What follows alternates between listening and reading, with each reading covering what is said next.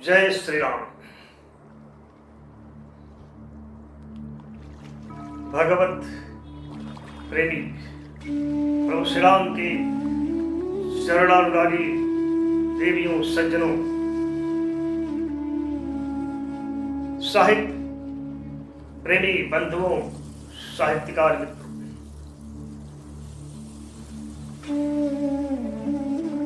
आप सभी को बहुत बहुत प्रणाम।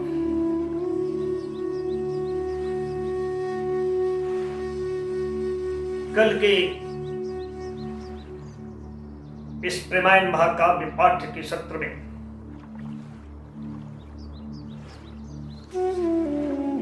हम लोगों ने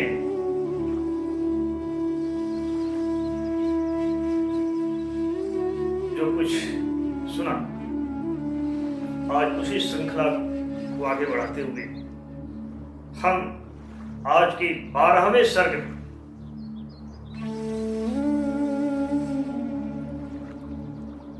श्री भरत के दिव्य चरित्र का,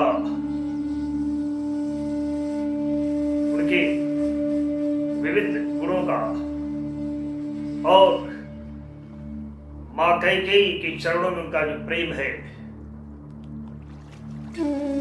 और कल वशिष्ठ का भरत के राम प्रेम में, उसके प्रवाह में बह जाने की जो घटना घटित हुई उसे सुनकर मां कैकेयी का जो छाती है वो अपने पुत्र के प्रति गर्व से फूल जाती है। मां कैकेयी गदगद हो जाती है अपने पुत्र भरत के उस निर्णय को लेकर के। उसे लगता है कि इस भरत को जन्म देना सार्थक हो गया, लेकिन साथ ही हम यह भी देखेंगे कि मां कैकेयी यह सोचकर सशंकित भी हो जाती कि कहीं भरत के राम प्रेम के सैलाब में स्वयं राम भी न बह जाए। उनका अपना राम जो एक विशेष मिशन पर निकला हुआ है।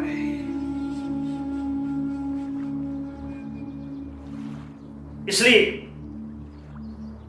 मैं भी भरत के साथ चित्रकूट चलूंगी, और अगर मैंने देखा कि राम का पैर अपने लक्ष्य से भरत के प्रेम में प्रवाहित होकर के फिसलने लगा है, तो मैं एक बार और अपने देश यानी राष्ट्र के मंगल के लिए, समस्त मानव ही नहीं जड़ चेतन सबके समग्र विश्व सृष्टि के मंगल के लिए एक बार और हराहल पीना पड़ेगा। उपेक्षा का, अपमान का तो पियोगी, लेकिन उसे वन से वापस जाने जाना, इस उद्देश्य से एक बार फिर हमें चलना है। लेकिन इसके लिए भरत से अनुमति आवश्यक है। मां भरत से अनुमति लेने के लिए उनके कक्ष में जाती हैं, और पुत्र और मां के प्रति जो संवाद होता है बड़ा खुलकर होता है। फिर भी बहुत कुछ है जो छिपा हुआ है, संकेतों में है। सब एक दूसरे को समझते हैं, एक दूसरे के प्रति अपना सहयोग भी दे रहे हैं, फिर भी उसे सांकेतिक शब्दावली में ये हम सुनेंगे। आइए यहां हम यह भी देखेंगे मांडवी का त्याग क्या है, बहुत एक दो शब्दों में। नारी क्या है वो भी हम देख लेंगे। कैकेयी के रूप में तो देखा ही, मांडवी के रूप में मांडवी को जो कैकेयी ने आशीर्वाद दिया था वो कितना फलीभूत होकर के पाठक के समक्ष आता है। आइए हम पढ़ते हैं प्रेमायण महाकाव्य का 12वां सर्ग। राम के वनवास के वियोग रूपी समुद्र में जहां पूरी अयोध्यावासी के लोग डूब रहे हैं, अचानक भरत का यह निर्णय कि वो अयोध्या से चित्रकूट जाएंगे, भरत को वापस लाने के लिए तो ऐसा लगता है कि डूबते हुए अयोध्या वासियों को अचानक जहाज मिल गई हो, जलपोत मिल गया हो, नौका मिल गई हो।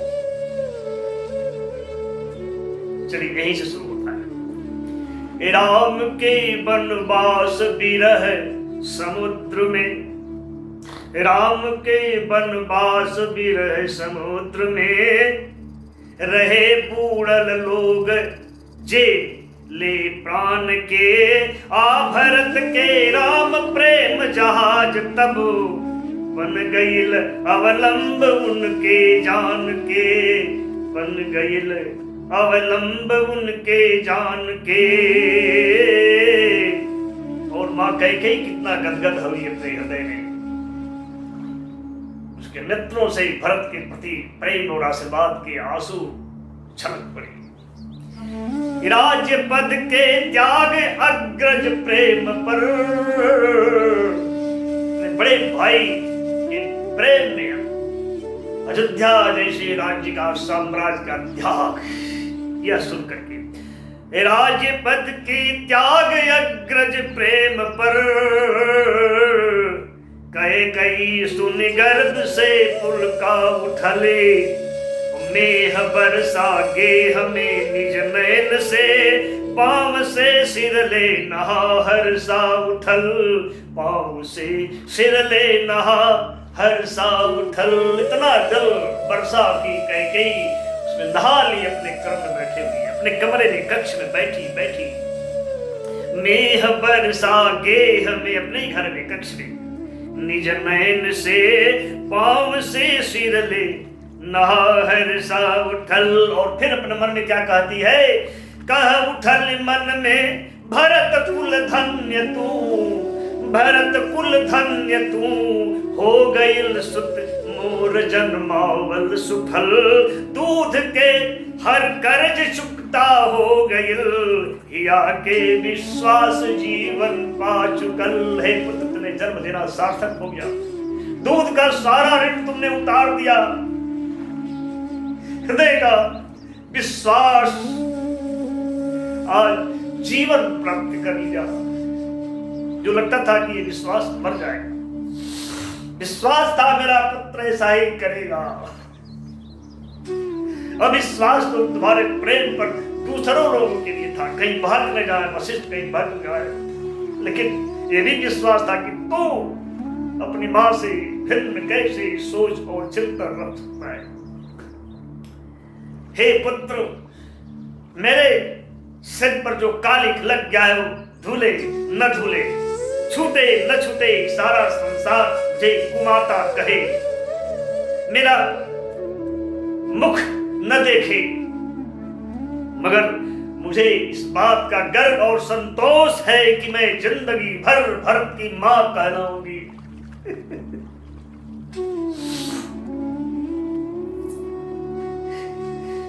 माथ के कारिख न हमरे भा छुटे, और जग कुमाता कह न देखे मुँह, मगर पुत्र हम के गर्व या संतोष ई, हम कहाई भी माँ भरत के उम्र भर, हम कहाई भी माँ भरत के उम्र भर, हम कहाई भी माँ भरत के उम्र भर। लेकिन तुम इस तरह मुझसे घृणा मत करो, ध्यान से पढ़ो मेरे हृदय को, मेरे हृदय के मर्म को समझो। क्या तुम्हारी मां को मंथरा जैसी उदासी बहका सकती है, भटका सकती है, अंधेरे में डाल सकती है? क्या ये संभव है? अरे देखो, वो तो केवल बहाना थी इस युग के प्रति अपने धर्म के निर्वाह करने के लिए, कैकेयी निर्णय का, इसके संकल्प का। पर घृणा तू करना हमसे ए तरे, पर घृणा तू करना हमसे ए तरे, ध्यान से तू पढ़िया के मर्म के, काश की बहका उदासी मंथरा, भर रहे युग धर्म के, वो बहाना भर रहे युग धर्म के, वो बहाना भर रहे युग धर्म के। और हे पुत्र, लेकिन तुम्हारे प्रेम का बल भी मुझे बड़ा भयभीत कर देता है कभी कभी, क्योंकि वो अगम है जिसमें गुरु वशिष्ठ भी उस प्रेम के तर्कों के समक्ष हिल गए, वो भी अटल नहीं रह सके, डोल गए। सारी सभा गूंगी हो गई, विद्वानों से भरी हुई सभा, जिसके मंत्री गण सामान्य नहीं थे, दिव्य ब्राह्मणों से विद्वानों से भरी हुई पूरी सभा मूक रह गई। इसलिए हे पुत्र यही भय पुत्र पर बल प्रेम के तोरे अगम, गुरु वशिष्ठों के गइल हिल तर्क हर, हो गई गूंगा सभे सुध बुध गवा, मंत्री परिषद विप्र बुध जन साधु नर, मंत्री परिषद विप्र बुध जन साधु नर। इसीलिए डर सता रहा है कि राम तो असही सहज भावुक सरल, मेरा राम तो ऐसे ही बहुत भावुक है, सरल है, सहज है, इतना सजल है जितना कि ओ संबंधित राम से भी सजल है हमारा राम, हृदय से उसका नवनीत की तरफ कोमल हृदय द्रवित हो जाता है, जो कि करुणामयी बरसात की तरह तरल है। राम तयस ही सहज भावुक सरल, सजल अधिका पोष मंडित रात से, और द्रवित होके जे ही नवनीत अस, करुण अधिका सामनी बरसात से, करुण अधिका सावनी बरसात से। नवनीत जैसा जिसका हृदय है और सावन के बरसात जैसा करुण जिसका हृदय, इसलिए डर लगता है। क्या डर लगे पहचान तोरे नेह में, तोरे प्रेम में वो अभी न पा जाए, इसलिए मैं भी तुम्हारे साथ चलूंगी। और कहीं देखा कि उसका पांव फिसल रहा है तो मातृभू के लिए एक बार फिर हलाहल पीऊंगी। यही रामायण की कैकेयी मैथिली शरणगुप्त की कैकेयी से अलग हो जाती। मैथिली शरणगुप्त की कैकेयी पुत्र मोह में डूबी हुई कैकेयी, रामायण की कैकेयी पुत्र प्रेम में डूबी हुई कैकेयी है, जिस प्रेम में कहीं कोई दीवार नहीं है। जड़ चेतन मनुष्य के मध्य सबके प्रति सबके मंगल की चिंता है, जिसके भीतर कहीं कोई विभाजन नहीं है, कोई बंधन नहीं है। कहीं का प्रेम स्वतंत्रता है, मुक्ति है, चैतन्य है, भगवत्ता है। ये कोई साधारण प्रेम नहीं है। तो डर लगे पहचान तोरे नेह में, वराम संग तोरे लिए हम हूँ चलब, और देखी वो कर पाँव फिसलत नेह में, मातृभू खातिर हलाहल फिरती अब, मातृभू खातिर हलाहल फिरती अब।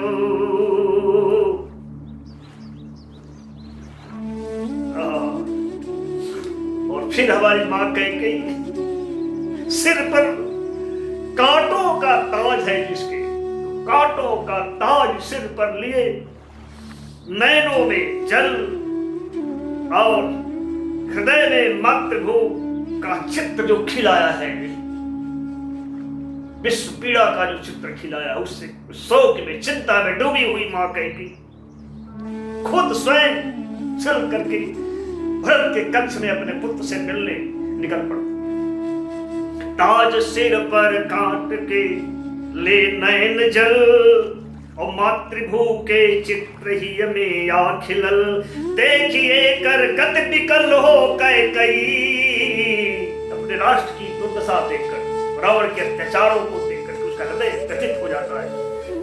देखिए कर गत विकल हो कैकेयी, खुद मिले निज पुत्र से उठ चल परल, खुद मिले निज पुत्र से उठ चल परल, खुद मिले निज पुत्र से उठ चल परल।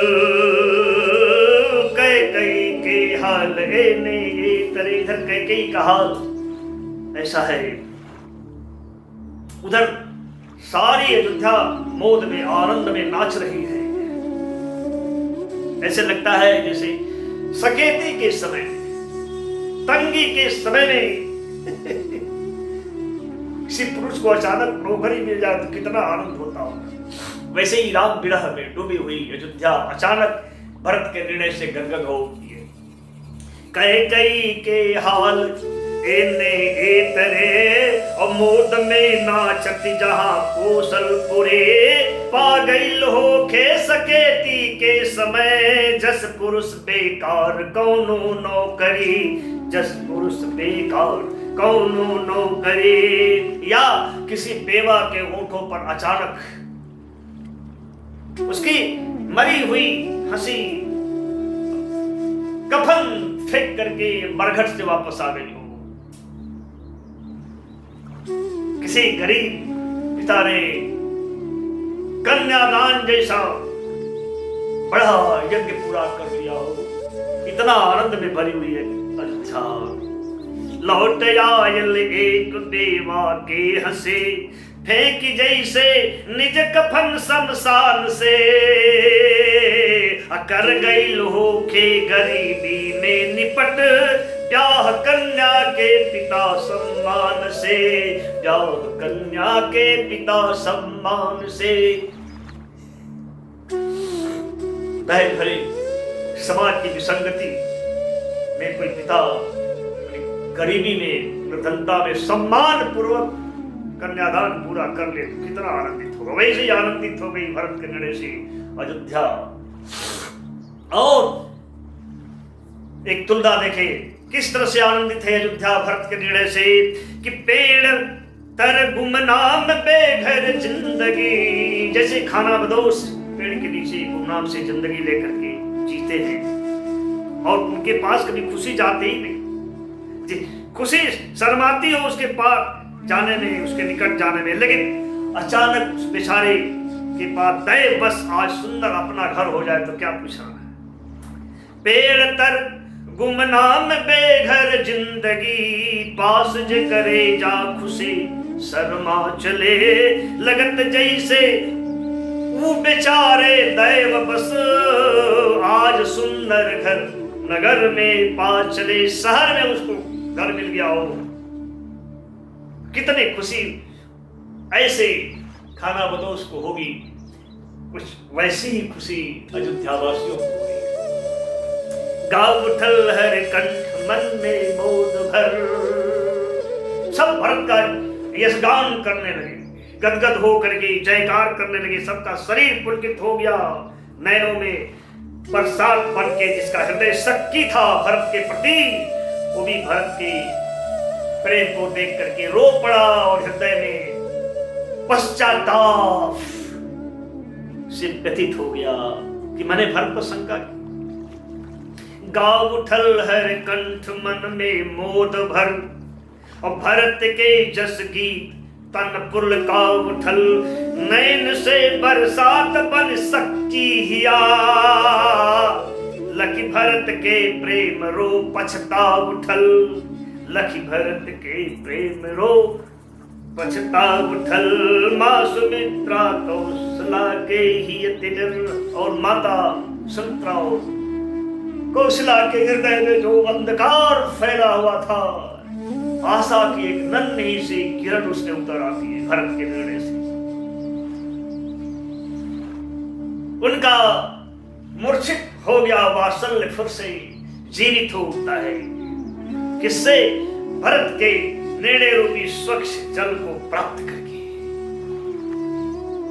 माँ सुमित्रा कौशला के ही यति निर, माँ सुमित्रा कौशला के ही यति निर, एक पातर लघु किरण मुस्का उठल, आया गईल वात्सल्य मूर्छित होश में, पा भरत के स्वच्छ शीतल प्रेम जल, पा भरत के स्वच्छ शीतल प्रेम जल।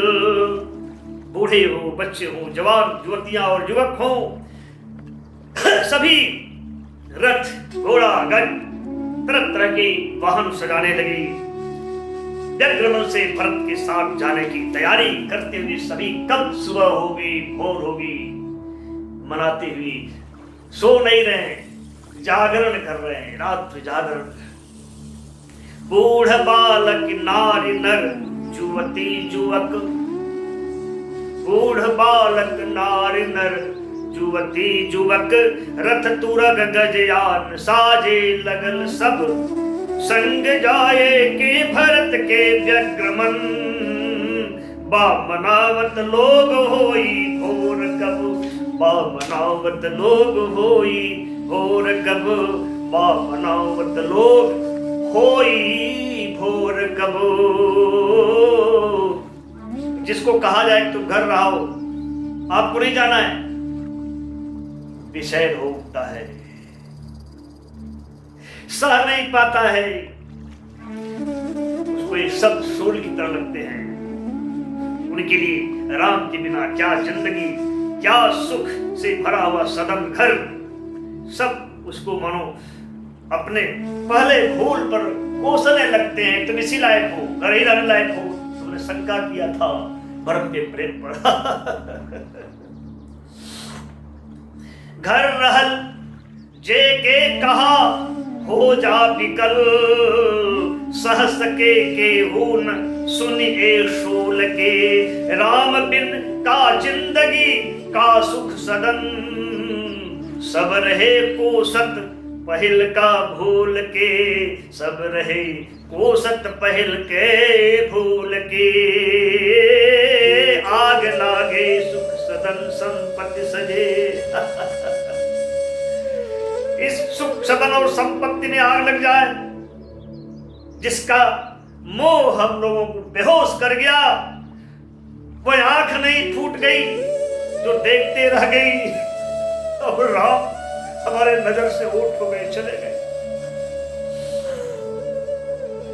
आग लागे सुख सदन संपत्ति सजे, यही का कर सब कोस रहे हैं अपने आप को।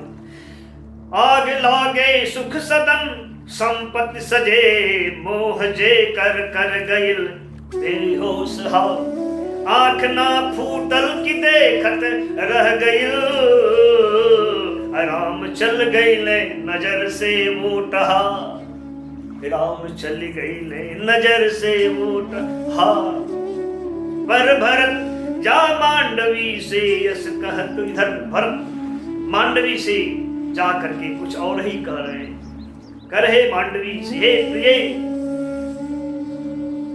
राम की संपत्ति सारी अयोध्या जो कुछ है सब तो राम की संपत्ति है, और राम की संपत्ति का मैं रक्षक हूं, रखवाला हूं, उनका दास हूं, सेवक हूं। सबको बिना जतन किए ऐसे ही चल दिया जाए तो मेरे जैसा इस संसार में अधम कौन होगा? उनको ये चिंता खाई जा रही, क्योंकि सब जाने को तैयार है, अयोध्या में कोई रुकने को तैयार नहीं है, किनके भरोसे छोड़कर जाए, ये भरत चिंतित है। पर भरत जा मांडवी से अस कहत, राम के संपत्ति सजे और रखवार हम, छोड़ी चल दी बिन जतन कैले अगर, तब जगत में नर यधम, तब जगत में नर कवन हमसे अधम, तब जगत में नर कवन हमसे अधम, परम पावन धूरि कोसल भूमि के, हर गली पथ गांव मंदिर हर भवन, हर हसत खरिहान झूमत खेत हर सरित सर कूप उपवन बागवन। ये सब तो प्रभु श्री राम का वैभव है। सबकी रक्षा करनी, सबकी रक्षा का दायित्व मेरा है। लाख बाउर लोग चाहे कह मगर, लोग मुझे कितना भी बुरा क्यों न कहें, मगर राम के आंगन का एक भी तिनका जब तक हमारे आंखों में ज्योति है, जिंदगी की दिया, जिंदगी का दीप जल रहा है, तब तक कोई भी हवा बिना मेरे आदेश के छू नहीं सकती है। तिनके को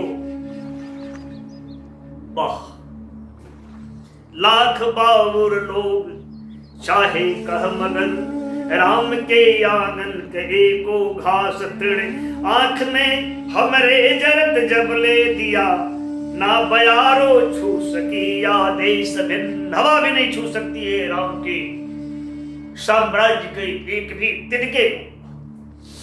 मनुष्य के छूने की बात तो बहुत दूर की बात है।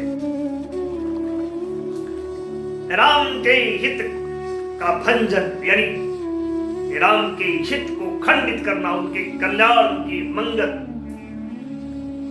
कौन कर सकता है, किसकी हिम्मत है? हमारे जिंदे किसका साहस है? जब तक देह में प्राण है और प्राणों में गति है, काल भी राम का अहित नहीं सोच सकता है। यानी भरत के लिए राम की संपत्ति का छूना राम का अहित करने जैसा है। वाह, राम के हित भंग के हिम्मत भला, नर कवन हमरे जियत जे कर सकी,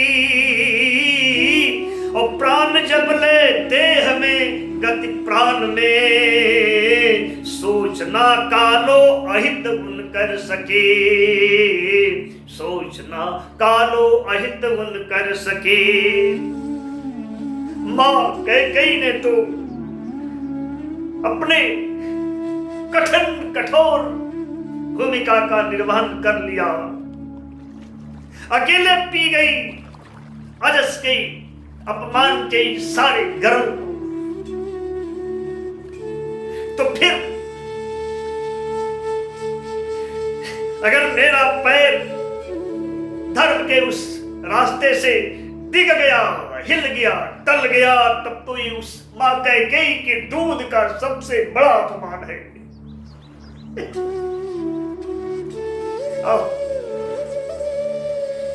मां निभा लिहली निठुर निज भूमिका, मां निभा लिहली निठुर निज भूमिका,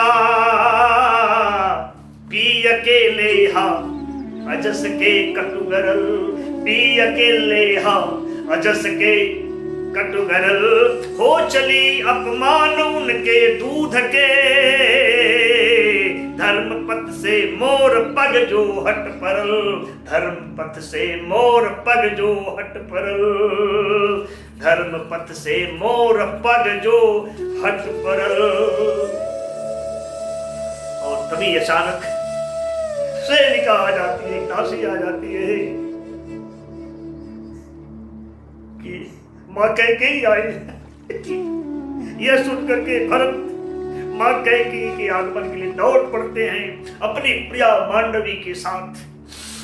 उनके पैरों को, उनकी चरण धूलि अपने सिर पर लगाते हैं और फिर अपने हाथों मां को आलिंगन में भर करके भीगे हुए नैनों से अपने कक्ष में बैठाते हैं। वो कहते हैं, आ गइल तहवे अचानक सेविका, आ गइल तहवा अचानक सेविका, सुनि भरत मां कैकेयी के आगमन, ले प्रिया जा द्वार छू पग ओ घर लिवा देख कहले मात के भीजल महल। माता के नेत्रों को भीगा हुआ देख करके भरत ने कहा,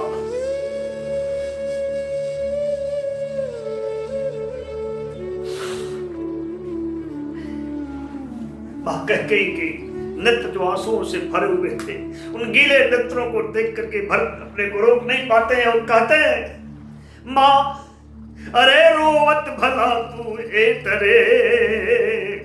मां तू इस तरह से भला रो रही हो? अरे रोवो, अभी तुम्हें बहुत रोना है मां, अभी बहुत रोना है।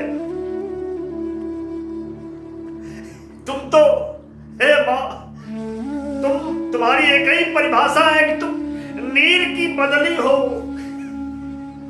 जल की बदली हो, जल की बदली बादल। मां रो, बरसो।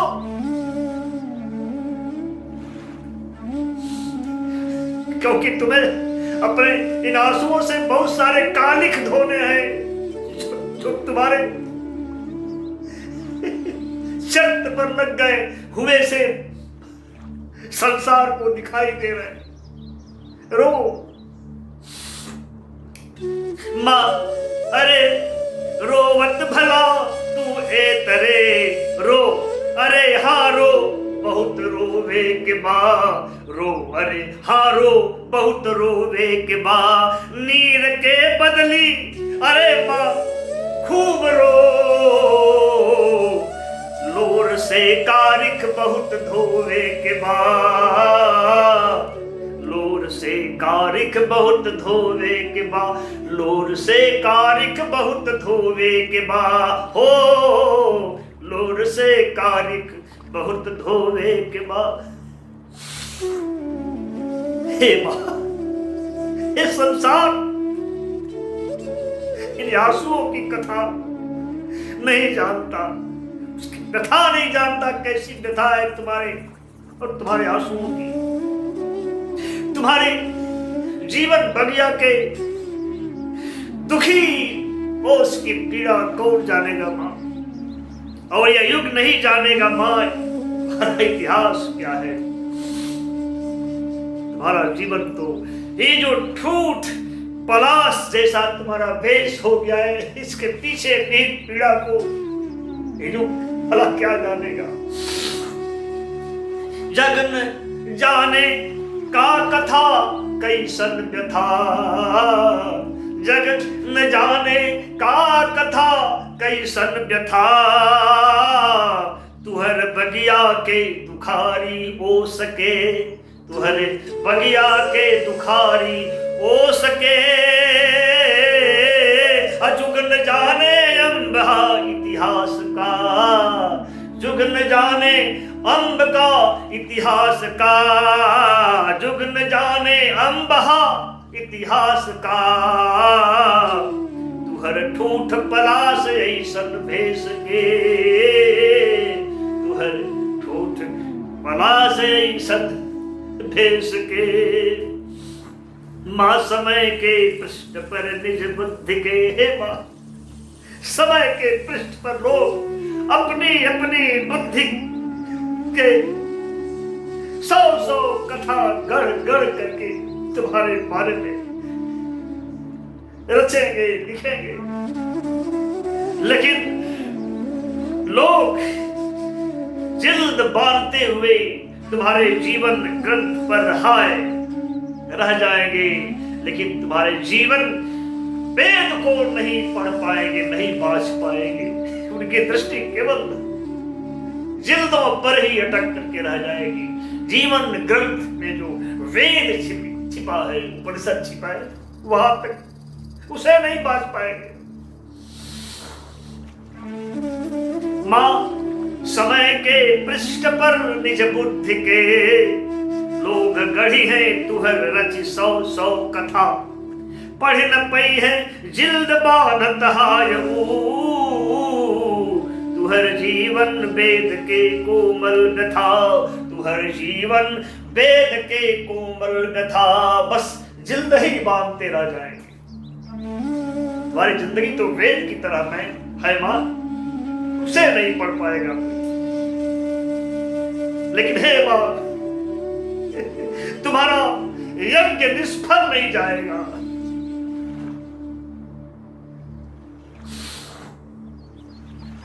पर न निष्फल यज्ञ होई, मातुहर बूंद बन आहुति गगन से छू पड़ी। आसमान से बूंद बन करके आहुति उसमें गिरेगी। वो यज्ञ का हवन कुंड बुझेगा नहीं मां। तुम्हारे दरवाजे पर जेठ चाहे जितना धू धू आतप बरसाए, पर तुम्हारे बाल बन तरु लता मुस्कुराती रहेगी, मुस्कुरा पड़ेगी। उसे कोई को मिला नहीं सकता है। पर न निष्फल यज्ञ होई, मातुहर बूंद बन आहुति गगन से छू पड़ी। यहाँ अज्ञात से तात्पर्य आकाश का, उस आहुति का। वो दैवीय शक्तियां तुम्हारा साथ देगी मां। वो भगवत्ता हो चैतन्य की कृपा और करुणा, तुम्हारा यज्ञ पूरा होगा। पर न निष्फल यज्ञ जाई, पर न निष्फल यज्ञ होई, मातुहर बूंद बन आहुति गगन से छू पड़ी। द्वार तुहरे जेठ धू धू करे, पर बाग बन तरु कलिलता मुस्का पड़े। बाग बन तरु कलिलता मुस्का पड़े। बहुतारे कर आयल है मनुष्य। हे मां, इस संसार में हर मनुष्य अपना कर्ज उतारने के लिए आया है, अपना ऋण उतारने आया है। तूने भी अपने इस दिन में मातृभूमि पर कर्ज उतारने के लिए ही आई हूं, और तूने अपना कर्ज उतार दिया मां। और मेरे भी माथे पर इस युग का कुछ कर्ज है। मैं भी अपने ओठों पर मधुहास और हृदय में पीड़ा लेकर के जिंदगी भर अपने उस कर्ज को उतारता रहूंगा। उतारे कर्ज आयल हर मनुज, कर्ज निज तुहूं उतर लू भूमि पर। कर्ज जुग के बा हमरियो माथ पर, ओठ पर ले हास भर बे उम्र भर। हे मां, इसी खानदान के अपने ही पूर्वज दधीची ने भी दान देकर, राजा शिवी ने अपने हाथों से अपने अंग काट कर, और राजा हरिश्चंद्र ने भी अपने पुत्र तक से कफन लेकर अपने अपने ऋण उतारे हैं सभी ने। ले दधीची दे दधीची हड्डियन के दान निज, अंग निज सिरी हाथ से अपने कतर। हा उतर ले कर्ज जुग के हरिश्चंद्र, पुत्र तक के ले कफन निज घाट पर। इसलिए हे मां, अब तो सोचने के लिए अवकाश नहीं है। अब तो लंगर उठ गया है और नाव मझधार में उतर चुकी है। उस पार जाने के लिए, अपने लक्ष्य तक पहुंचने के लिए अब तो क्या सोच, चाहे तूफान आए, अंधड़ या बवंडर आए, इस मझधार में, इस धारा में, इस दरिया में, इस जीवन दरिया में, इस लक्ष्य के इस महाप्रलयकारी सर्द धारा में। लेकिन अब आगे बढ़ा हुआ पांव पीछे नहीं उठेगा मां, चाहे मझधार क्यों नहीं हमें लील नहीं। अम्बलंगर उठ गईल जब नाव के, सोच का तूफान या जो धार में बढ़ गईल, पीछे न लौटी पांव जबो। लील ले चाहे लहर मझधार में, लील ले चाहे लहर मझधार में, लील ले चाहे लहर मझधार में, लील ले चाहे लहर मझधार में। ये है भरत का अपनी मां के प्रति अपनी अभिव्यक्ति, अपने हृदय की कह रहे हैं कि हे मां, मैं तो तुम्हारा ऐसा वेश, एक तुम्हारा वैधव्य का वेश,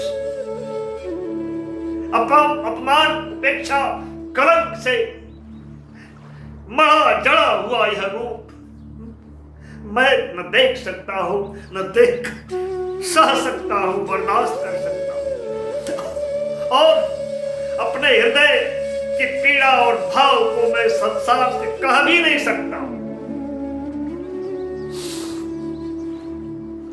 और भैया राम का मुकुट अपने सिर पर भी धारण नहीं कर सकता।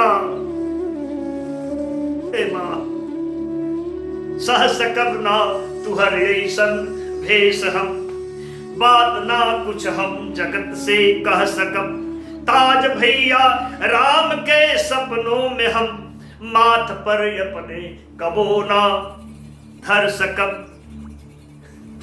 प्रभु श्री भैया राम के ओठों पर मधुमास हंसे तो मैं ठूठ होकर के पतझड़ में जिंदगी भर हंसूंगा।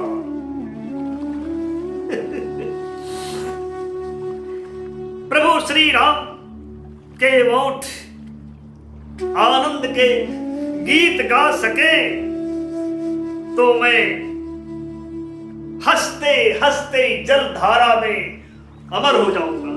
राम की उस हंसी को बनाए रखने के लिए, जीवित रखने के लिए, ऊंट पर उनके हंसे मधुमास जो, ठूठ हंसबे ठाड़ हम पतझार में, गा सके जो गीत तट पर ऊ हंसत, हम अमर हुई में हंसत जलधार में। राम अगर किनारे पर खड़े होकर के हंसे तो मैं मझधार में उनकी हंसी को जीवंत रखने के लिए अमर हो जाने को तैयार हूं। रात भट्ट के काट कुछ में व्योमतर, हे मां, और घाम में बरसात में बेघर बनल। तुम्ही बताओ मां, राम बेघर हुआ, राम राज से निष्कासित, राम जंगल के काट कूस में और ताप, शीत और बरसात में भटके, और राम का हक छिन करके, राम का हक छिन करके यह भरत राज भोगेगा कैसे, किस तरह मां? अरे इससे बड़ा अघर, इससे प्रबल पाप और क्या हो सकता है?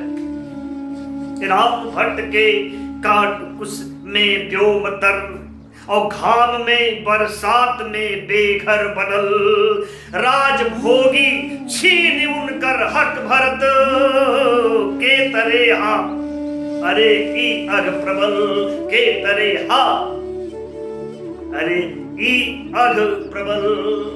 बहुत बड़ा अघ है, पाप है। इसलिए हे मां, मैं अयोध्या का इतिहास लौटाने जा रहा हूं। इसलिए हे मां से बात दो कि मैं मंजिल पा सकूं। क्या बात है, कोई नहीं समझ रहा है क्या? राम को सचमुच भरत लौटा कर लाएंगे? कह तो रहे हैं साहिब वैसे ही, जैसे मां दिखती कुछ और भीतर में कुछ और उद्देश्य, वैसे ही भरत। दोनों मां पुत्र, आखिर भरत कैकेयी के तो पुत्र है। अवध के इतिहास लावे जात हम, अम्बदे आशीष मंजिल पा सकी। और हे मां, तुम्हारे शीश पर जो दाग लग गया है अपमान का, समय को उचित उत्तर दे करके उस दाग को धो सकूं, इसका आशीर्वाद तो मां। अवध के इतिहास लावे जात हम, अम्ब दे आशीष मंजिल पा सकी। माथ तुहरे दाग जे अपमान के, दे उचित उत्तर समय के धो सकी। दे उचित उत्तर समय के धो सकी। तो मां कहेगी, हंसती हुई बड़ी गंभीर बात करती है, पुत्र इस नाश के जगत में, इस नाश के गांव के मेहमान का मान क्या और अपमान क्या। ये तो संसार ही नाशवान है। मनुष्य जिस गांव में रह रहा है वो उसका उस नाश के गांव का मेहमान है। कब तक रहेगा कहना मुश्किल है। फिर इस विनाश के गांव के मेहमान का, अतिथि का अपमान क्या और मान क्या। यहाँ तो मान भी विनाशकारी है, अपमान भी विनाशकारी है। पुत्र एक दिन अभिमान का एक मुट्ठी राख लेकर के इस विनाश के गांव में न जाने कितने जन्मों से मनुष्य भटक रहा है श्मशान घाट पर। पुत्र काय अपमान का सम्मान रे, नाश के एक गांव के मेहमान के, एक मुट्ठी राख ले अभिमान के। रोज भटके शव बदल शमशान के, श्मशान का शव बना हुआ रोज भटक रहा है मनुष्य का अहंकार, फिर भी उसे कुछ सूझता नहीं है। काव्य था इतिहास हमरे लोर के, हे पुत्र मेरे लोर का, मेरे आंसुओं का इतिहास क्या है। यहाँ सारे तर्क मौन हो गए हैं। अब तो बस जिस रास्ते पर मैं चल चुकी हूं उसमें केवल एक व्यग्र प्रलय वर्तमान है और नयनों में वो प्रलय एक हलाहल दर्द लेकर के।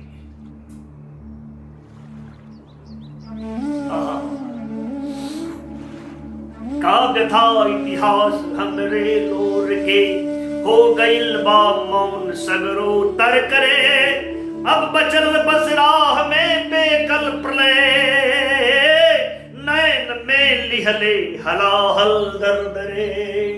नैन में, तो नैनों में हलाहल दर्द ले। उस मार्ग में बस बेकल व्याकुल प्रलय ही शेष बची है। भोर के शीतल सुगंधित वायु में, हे बेटा, हे मेरे लाडले भरत, अरे सुबह काल के, उषा काल के उस सुगंधित वातावरण में ओस बन करके और फूलों पर टहलना तो बड़ा सरल है, लेकिन आग बन करके और जिंदगी में रात दिन आनी और तूफान में जलते रहना सरल नहीं है बेटा, सरल नहीं। भोर के शीतल सुगंधित वायु में ओस बन के फूल पर टहरल सरल, पर यगिन बन जिंदगी में रात दिन, ना सरल तूफान आंधी में जरल, ना सरल तूफान आंधी में जरल। पुत्र हमके चाहना जसमान के, पुत्र मुझे यश मान और सम्मान की कोई इच्छा नहीं है, कोई चाह नहीं। हे पुत्र, यश मिले, सम्मान मिले या अपमान मिले तो मुझे तो इसकी कोई परवाह नहीं, कोई इच्छा ही नहीं है। तो मान की तो फिर अपमान की परवाह क्या। और मैं बदनाम हो जाऊंगी इसकी भी हृदय में कोई चिंता नहीं। जब मैंने स्वयं को युग के विश्वास पर उसकी मांग को पहचान करके, अपने युग धर्म की मांग क्या है उसको पहचान करके जब मैं उसके लिए स्वयं को समर्पित कर दिया तो फिर इन सब बातों की चिंता क्या। पुत्र हमके चाहना जसमान के, ना हिया में सोच निज बदनाम के, सौपति हनी खुद के युग विश्वास पर, मांग हम पहचान के युग धर्म के, मांग हम पहचान के युग धर्म के। सबको अपनी राह अच्छी लगती है, क्योंकि सबका अपना अपना मंजिल है, जीवन का अपना अपना ध्येय है, और अपना ध्येय अच्छा है, पसंद है, इसलिए राह चाहे कितना भी काट कुछ से भरा हो, कोई उसकी चिंता नहीं करता है।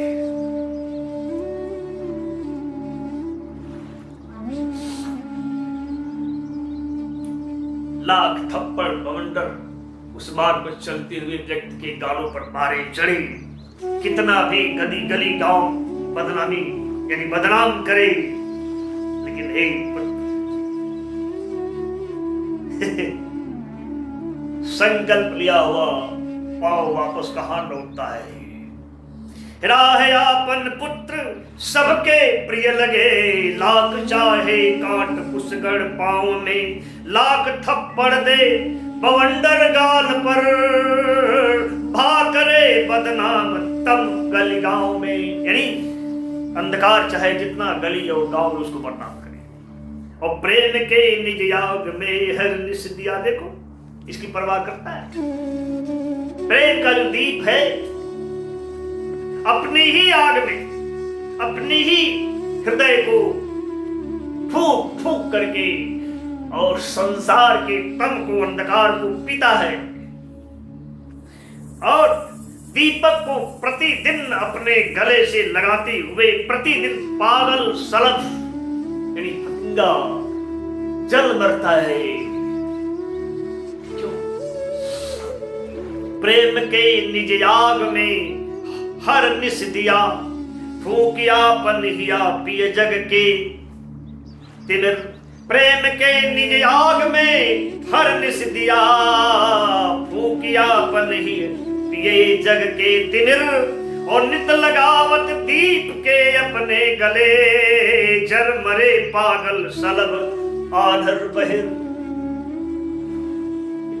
प्रेम होता ही है पुत्र में, न दिखता है कुछ न सुनता है कुछ, बस बलिदान हो जाने को, मिट जाने को ही सतत तैयार रहता है, तत्पर रहता है। चुप रहल बाबू बेकल धूल में, देखो भूतकाली धरती से क्या प्रेम है, देखो चू रहल बाबूद बेकल धूल में, छोड़ के वैभव सजे आकाश के, बने खातिर सिंधु पर्वत नित गले, तृप्ति अद्भुत प्रेम के निज प्यास के। हे पुत्र, प्रेम की अपनी प्यास है, और उस प्यास की बड़ी अद्भुत तृप्ति है, जिसे समझना बड़ा मुश्किल है। आसमान से प्रतिदिन बूंद धरती के धूल में चूप पड़ने के लिए जग रहे। देखो सारा वैभव का साम्राज्य छोड़ करके धरती के धूल में क्यों चूप पड़ने के लिए और चूप करके मिट जाने के लिए व्याकुल है। देखो बताओ, पर्वत प्रतिदिन गल गल करके और समुद्र के लिए व्याकुल है। हे पुत्र, प्रेम के अपनी प्यास के उसकी अपनी अद्भुत तृप्ति है, जिसे समझना आसान नहीं है। चूरहल बाबूत बेकल धूल ने, छोड़ के वैभव सजे आकाश के, बने खातिर सिंधु पर्वत नित गले, तृप्ति अद्भुत प्रेम के निज प्यास के। प्यास वैसा ही कुछ प्यास, वैसी ही कुछ प्यास तुम्हारी मां कैकेयी को भी है पुत्र। अब भीतर की जो बाढ़ है वो रुकने का नाम नहीं ले रही है, अब रुके नहीं रुकती है। हे पुत्र, तुम जिस मार्ग पर निकले हो निकलो, तुम अपने धर्म का निर्वाह करो। मैं तुम्हारे मार्ग का रोड़ा नहीं बनूंगी, लेकिन हे पुत्र, मैं भी तुम्हारे साथ चलना चाहती हूं और चलूंगी। बस इसी का आदेश लेने आई थी। तुम्हारा अपना अपनी प्यास है, तुम्हारा अपना प्रेम है, उस मार्ग पर चलो। मेरी भी कुछ अपनी प्यास है, चलूंगी मैं, कहीं तुम्हें अवरोध खड़ा नहीं करूंगी।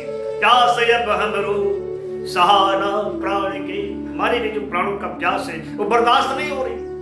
प्यास अब हमरो सहाना प्राण के, और बाढ़ मन के बान अब रोके रुकत, हम न रोड़ा राह के तोरे बनबो, लेकिन संग तोरे पर चलब हमहु भरत, संग तोरे पर चलब हमहु भरत, संग तोरे पर चलब हमहु भरत।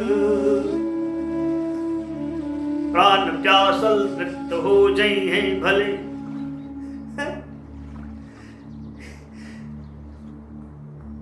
एक प्यासे हुए प्राण तृप्त हो जाएंगे इस यात्रा में पुत्र, भले मेरे आंचल की धूल धुले न धुले।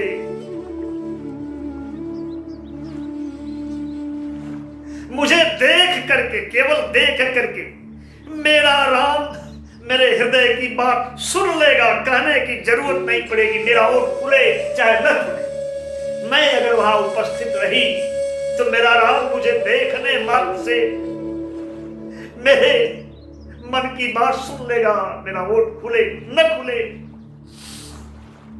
क्या मां कहती है, प्राण प्यासल तृप्त हो जाई है, प्राण प्यासल तृप्त हो जाई है भले, धूल आंचल के धुले ना भा धुले, देखी हमके मोर मन के बात हर, राम सुन ली ओठ चाहे ना खुले, राम सुन ली ओठ चाहे ना खुले, राम सुन ली ओठ चाहे ना खुले। बस इतना ही मैं कहने आई थी, मना मत करना, ना मत करना, अपने साथ चलने देना। मां के इस अमृत में दिव्य वाणी को, रस से भरी हुई वाणी को सुन करके और मां का यह दिव्य रूप देख करके भरत का जो मुखमंडल है दीप्त हो गया, तेज से भर गया।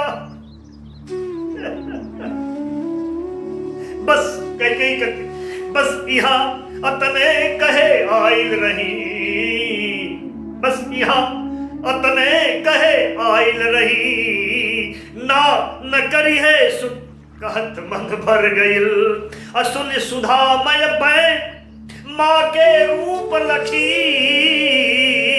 अब दीप्त मुख मंडल भरत के हो गए, दीप्त मुख मंडल भरत के हो गए। गिर चरण मां से भरत गई, भरत मां के चरणों पर, चरणों में गिर करके मां से लिपट गए। ऐसा लगता था उनके देह को कहीं कोई सजीवनी बुटी छू गई हो।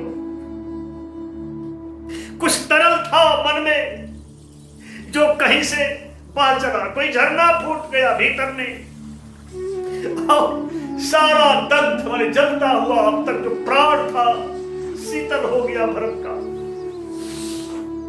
आहा,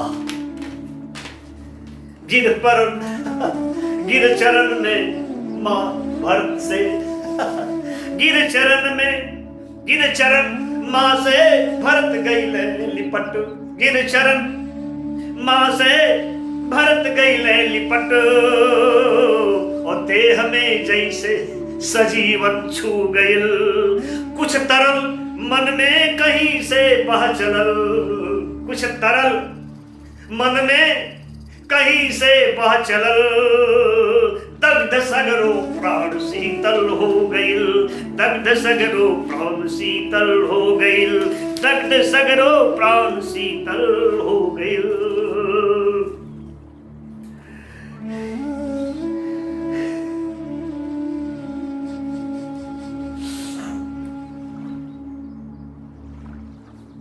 एक सूडापन भवन में तिरछल एक सन्नाटा पूरे कक्ष में, पूरे भवन में फैल गया, तैर गया।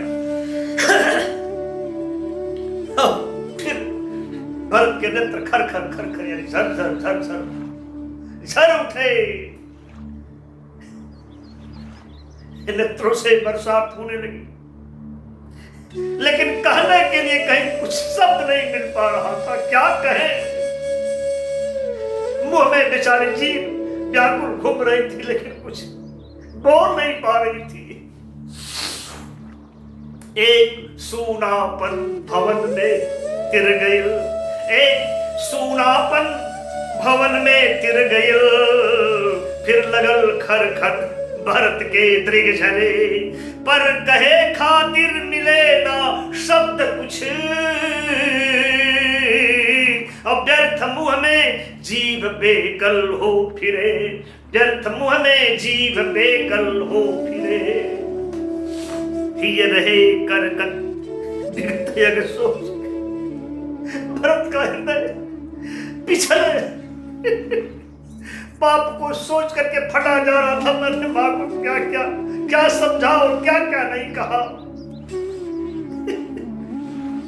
कौन कौन 20 वचन मैंने मां के लिए नहीं बोला। और हे मां तू भला कैसे इस अधम पाप मूल अपने पुत्र के उन वचनों को पीती रही, कुछ बोली नहीं।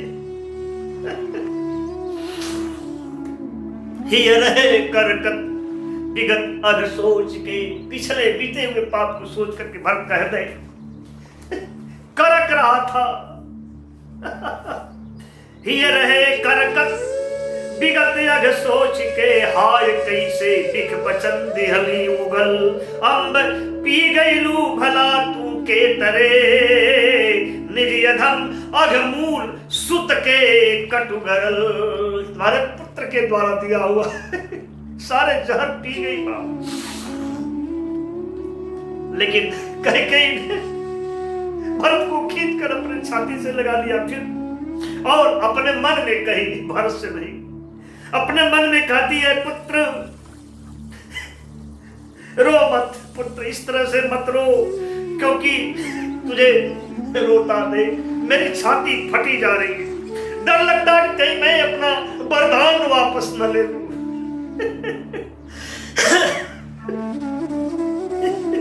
मन डर रहा, पुत्र मत रो। खींच छाती में भरत के कैकेयी, कह उथल मन में नरो सुत ए तरे। और देख छाती मोर फाटल जाति बा, ले नली बर मांग वापस मन डरे। ले नली बर मांग वापस मन डरे। सोंग सुत के माथ कछ मन करी कड़ा। पुत्र के यानी भरत के सिर को सूंघ करके, अपने मन को कुछ कड़ा करके, कठोर करके, बिना कुछ कहे अन कहे कैकेयी तुरंत झट वहां से चल पड़ती है। और जो ही वो चौकट लांघती है, दबे हुए आंखों के मोती कर अचानक चू पड़ते हैं। लेकिन वहां वो अपने को संभाले रही थी ताकि भरत की व्यथा और बढ़ न जाए। सूंघी सुत के माथ मन कुछ करी कड़ा, अन कहे कुछ कैकेयी छट चल परल। अब पाव चौकट लाग जैसे ऊ बढ़ल, नैन से दू मौन मोती चू परल। नैन से दू मौन मोती चू परल। इधर भरत के हृदय का बांध टूट जाता है और उनका सिर मांडवी के कंधे पर गिर जाता है और उनके नेत्र उस कंधे को सावनी बरसात की तरह भिगोने लगते हैं। तो मांडवी भरत को समझाती हुई कहती है, मांडवी के कान पर बरसात बन, फिर भरत के नेह झर झर झर परल। कह परल हो के तरल तर मांडवी, आर्य आर्य सुत के असन शोभे नयन जल, आर्य सुत के असन शोभे नयन जल। आर्य पुत्र के नेत्रों में इस तरह से जल शोभा नहीं देता। तरल होकर के स्वयं भीग करके कह गई कि बहु मांडवी यानी भरत की प्राण प्रिया बोल रही है, आपके नेत्रों में ये आंसू शोभा नहीं देते।